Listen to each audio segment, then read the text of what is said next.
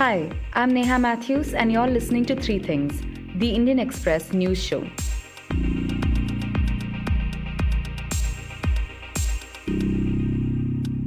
In his Budget 2017 speech, then Finance Minister Arun Jaitley discussed a way to cleanse the political system of black money and bring transparency to political funding, electoral bonds. And this was a sentiment he echoes in January 2018, on the day the electoral bond scheme was notified. There would be a significant amount of transparency. Today there is nil transparency when a cash is given. The source of the money is not known, the donor is not known, where it is spent it is not known. Therefore, at least it will be known. So the donor will be having his accounts of to how many bonds that he has purchased. The political party will be filing its returns to the Election Commission and thereby indicating how many total bonds it has received, which donor gave to which political party, in order to ensure that the transformation into clean money is proper, it takes place smoothly and people are incentivized to give that. That's the only factor which will not be known. So there'll be clean money and a substantial, significant amount of transparency as against the present system of unclean money and no transparency. In the months since, it became clear that electoral bonds would instead make the system more opaque. In the last week, we saw a series of investigations led by Nitin Sethi for Huffington Post India that exposed questionable methods used by the centre to push for the scheme. Sooner than we expected, on the subject of electoral bonds, those mysterious financial instruments that are used to fund political parties. More RTI details, this time acquired by media website Huffington Post, have brought in new information on what is now being described as a potential electoral bond mega scam. On this episode, we look at the controversy around electoral bonds and political funding. Udit Misra, who writes for the Indian Express's Explain page and has done a 3-part series on what another RTI on electoral bonds reveals, joins me to explain what these electoral bonds are, what makes the system opaque, and the many dangers that lie in that. So we're essentially going to be discussing political funding and the issue of transparency that comes up with electoral bonds. Now, to start with, can you explain, before electoral bonds came about, what was the method by which political parties got funding and what were the issues that cropped up here? Right. So it is generally believed, and it is believed because there's a lot of data to back it, and if readers want to go, they can go to the Association of Democratic Reforms website and they'll get to know that there was very little clarity on how political parties got their funds. If they got 100 rupees, then where did this 100 rupee come from? That is because most of their funds, they said, came from amounts less than 20,000, which was the rule at that time, that anything less than 20,000 will not be audited. So across political parties, you saw parties saying that out of our 100, bulk came from that source. And it was seen as a way to channel black money, which is to say that somebody can give a political party a lot of black money, a lot of funds, and never get to come in the public light. There was obviously some small portion of money that came through white money, where donors were openly willing to be identified that they gave the money. These are through like checks, bank Through transactions. checks, yes, exactly. Drafts, demand drafts, whatever. Just normal, everyday banking. Traceable approach. But that was a small amount across all political parties. And it was generally accepted that the fact that political parties are not funded in an honest, clear manner is at the root of why there is so much corruption in our society. Because here we are choosing the parties that one of them will become the rule makers of tomorrow and the rule enforcers of tomorrow. If they themselves have come on the back of a lot of black money and money laundering and corrupt. And one specific corporate may be paying them that. Could be, and so if they themselves have come at the back of, assume power at the back of that money, it is just foolish, frankly, to expect that they would take action. And hence, this question arose that we should have greater clarity. And it also gained prominence immediately after demonetization in November 2016, when Prime Minister Narendra Modi made a very clear decision that he would attack all sources of black money. He would do everything to rid the country of black money. And so it was natural that the next step would be to look at political funding and reform it. And what essentially ailed with political funding in India was the fact that there was no transparency. Nobody knew who gave the money to whom and what amount. And in this context, electoral bonds are introduced. Arun Jaitley announces them. Could you explain to listeners what an electoral bond is, very simply? So, at the heart of it, electoral bond is just yet another way in which a person can give money to a political party. Instead of giving the money through a check, he can buy an electoral bond from SBI, State Bank of India, of X amount, and then give it to the political party, which within 15 days has to go and encash it. If it expires that period, then it cannot use it. So just to ensure that, because these are bearer bonds, these are like actual cash in motion, do not allow that period to be long. So within 15 days, you can go and get it encashed. The benefit, if you look at it, is that this is just another way, just like you have a check, you have a demand draft, now you also have a bond. So on the face of it, this is just another way of doing it. But it also came with an additional element which was not there in a check or a demand draft, which was that on the face of it, the donor would be anonymous. So if I gave a check of 3 lakhs, a political party would be duty bound to share that information with the Election Commission. But if I gave a bond of 3 lakhs, then I would not have to share my name. Nobody would ever get to know who I gave this money to, which Doesn't party. that work against the idea of transparency in political funding? So exactly. So from the moment that it was announced in the budget, I remember there was widespread criticism that while the finance minister called it a move towards transparency, it was anything but a move towards transparency. It was actually a move towards making political funding more opaque.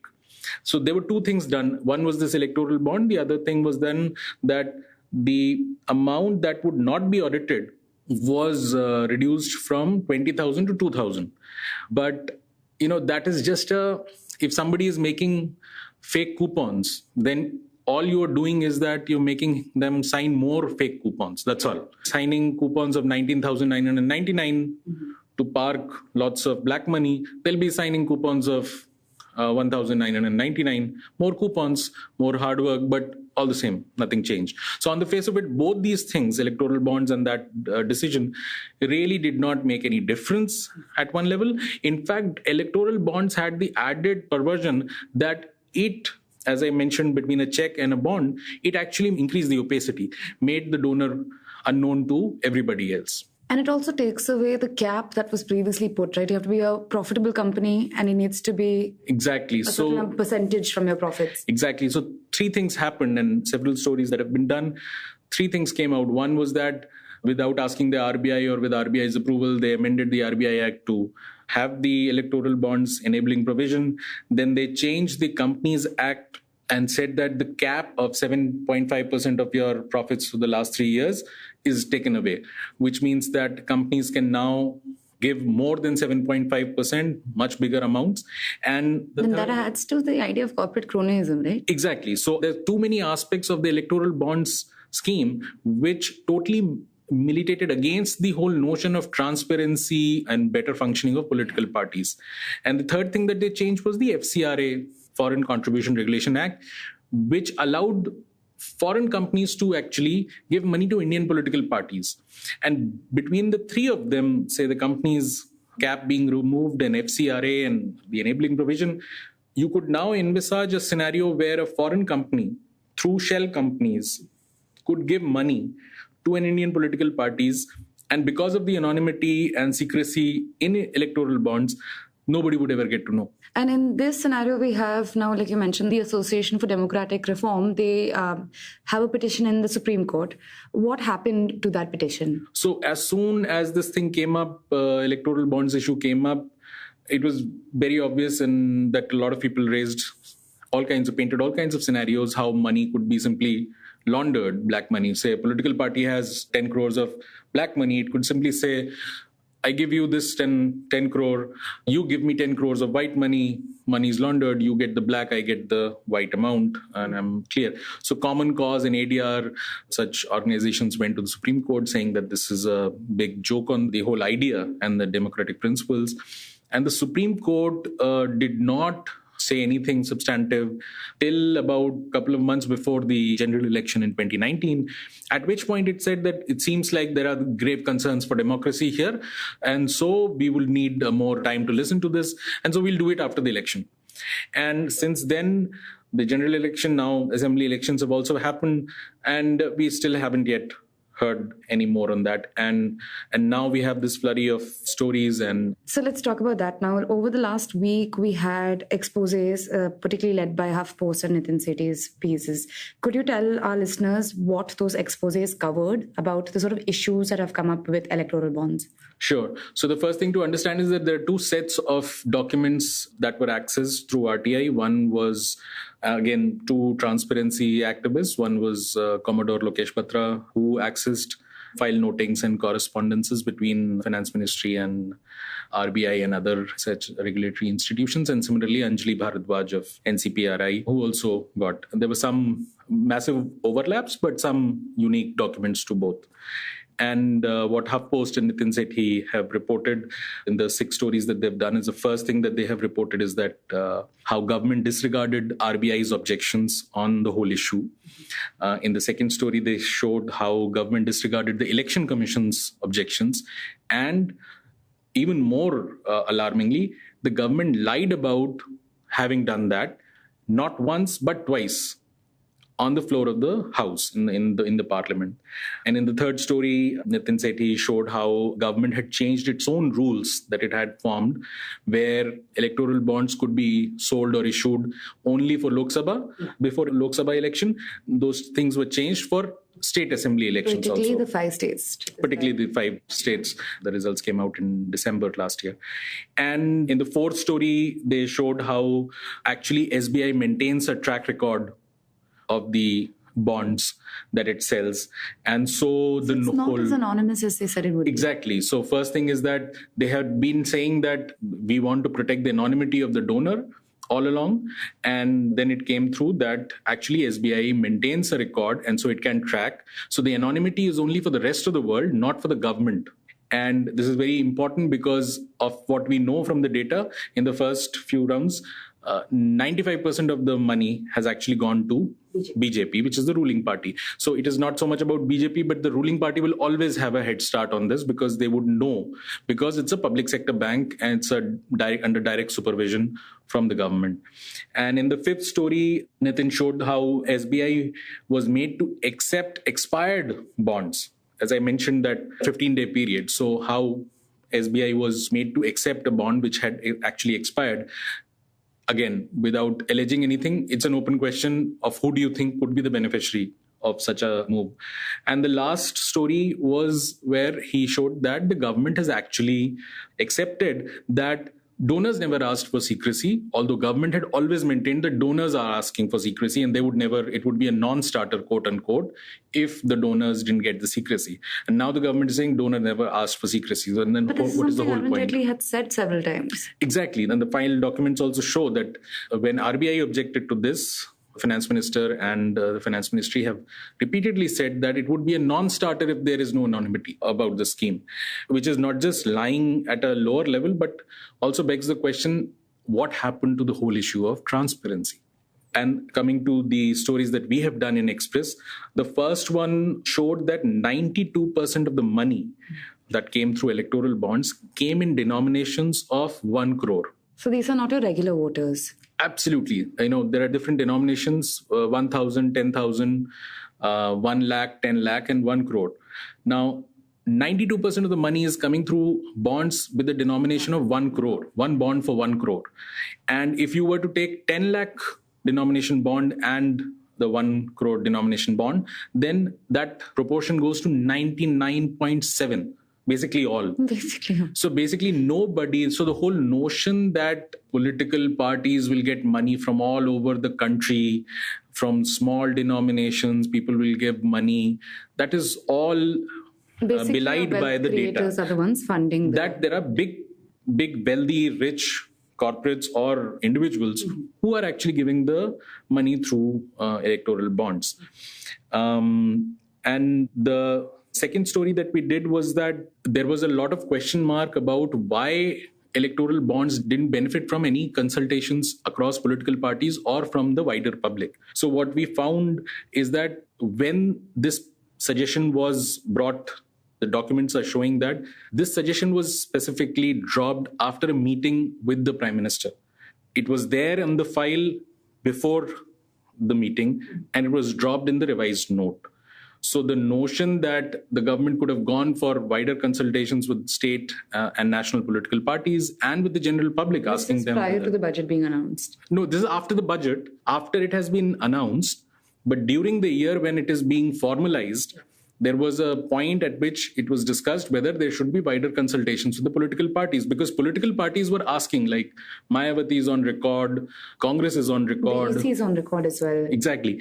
Where they're saying that until unless you give us a draft proposal, how do we give you a feedback? So when this whole issue was discussed, should we discuss the draft proposal?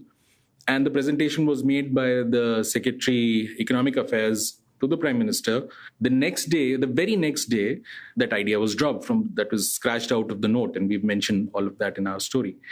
And the third story that we're doing is about the whole idea that RBI never approved electoral bonds. The story will show, and the document are there to show that RBI was dogged in its resistance, not willing to budge, kept repeating how this could lead to reputational loss for RBI because there could be money laundering. But the government, realizing that, okay, they cannot convince the RBI, approached State Bank of India, which was again against what RBI wanted, saying that you're creating currency and that should not be in the hands of any other institution barring RBI. So the government approached SBI, and when the RBI realized that, okay, they are going to SBI, they said, well, we cannot do anything, so let it be. And that exasperation, or that sentence of let it be, was taken as an indirect, quote unquote, indirect approval by the government that the RBI is okay with electoral bonds. And this is around the time that the RBI governor also resigned. This is no, the RBI governor. This is in September and October 2017. Urjit Patel was the RBI governor at that time. He resigned almost a year later, and that was also. I mean, these issues must have been building up, and there were other issues also. Okay, so going forward, now I'm wondering, how can this case go further? There is one already pending in the Supreme Court. Could that maybe change how we treat electoral bonds? I suppose since the case is still pending in the Supreme Court, and the Supreme Court on the face of it has desired to have detailed hearings on this, and now with the notion that because hopefully all these stories would have created some amount of public awareness about what is wrong, what ails with the system, and how electoral bonds actually make it worse. Electoral funding. They do not make it transparent, and they actually make it easier for money laundering to happen. Perhaps there'll be more public pressure, and we could hope that the government could possibly rethink if the Supreme Court also puts pressure. And just hypothetically speaking, I think even the central government at that time had said if the opposition has a better idea, they should put that forward. If these electoral bonds were, say, to be transparent in the way that if I'm giving you money, my name is traceable, would that make it a much better system? So the first thing is to understand whether electoral bonds are allowing fair money to come into the system. So if you have FCRA regulations which allow foreign companies through shell company routes, that's still a problem. So yes, there should be transparency, first of all. Because if we have, first thing is to agree whether political funding is at the root of what ails with corruption in this country or black money. And if you agree with that, then you should not be averse to transparency. What is wrong with knowing who's giving money to whom? So it has been made into a balancing act between individual anonymity and freedom, right to secrecy and all of that, and the society's desire to be more transparent. But at least on this particular thing, electoral funding, I think there should be some consensus, and there would be, if there was not so much smoke and mirrors here, that there should be clarity on who pays our politicians? How do they get their funds?